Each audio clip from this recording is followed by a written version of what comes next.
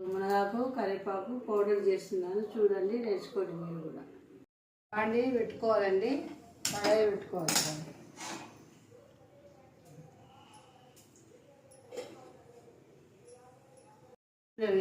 Oil వేసుకోవాలండి.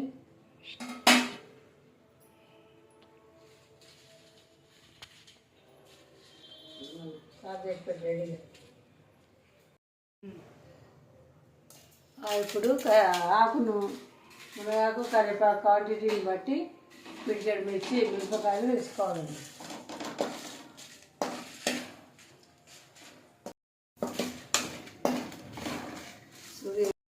జీలకర్ర కూడా వేసుకోవాలండి. ఇందులోనే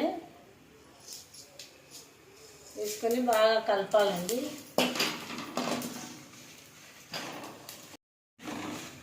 బాగా గుమగుమలాడే వాసన వచ్చే వరకు వేపుకోవాలండి, మాడకుండా. విటమిన్ ఏ ఉంటుంది ఇందులో, ఎముకలకు బలం అండి, ఆరోగ్యానికి చాలా మంచిది. ఈ కరోనా తర్వాత ప్రతి ఒక్కరు కూడా 10లో 8 మంది ఇదే వాడుతున్నారండి.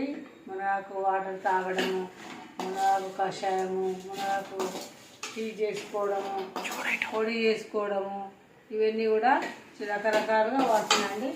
అలాగే అందులో కొద్దిగా కరివేపాకు కూడా వేసుకోవాలండి, ఎందుకంటే ఇది కూడా వెంట్రుకలకు మంచిది, కళ్ళకు మంచిది. కరివేపాకు కూడా ఆరోగ్యానికి మంచిది. వేపుకోవాలండి. వేగిన ఇంకా దించుకోవాలండి. పిడికెడు వెల్లిపాయలు కూడా చిన్నుల్లిపాయలు వేసుకోవాలండి.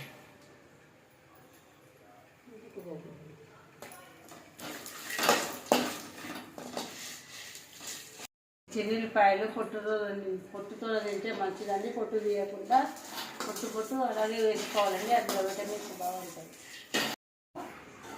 కొద్దిగా ఆయిల్ వేసుకుని మునగాకు కరివేపాకు బాగా కడుక్కొని ఆరబెట్టి అది కూడా వేపుకోవాలండి. బాగా కరకరలాడే వరకు వేపుకోవాలండి, మాడకుండా చూసుకోవాలండి.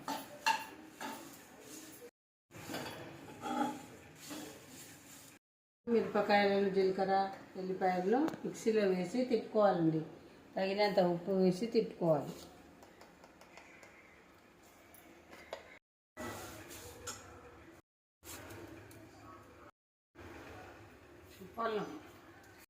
చిన్నుల్లిపాయలు వేసుకొని 2 సార్లు కచ్చాపచ్చా తిప్పుకోవాలి.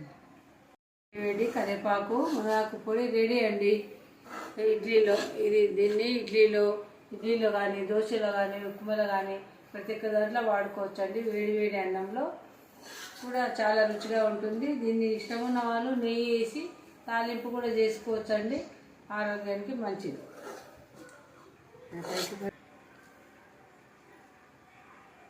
చాలా బాగుందండి, సూపర్. మీరు కూడా చేసుకోండి, తినండి, ఆస్వాదించండి.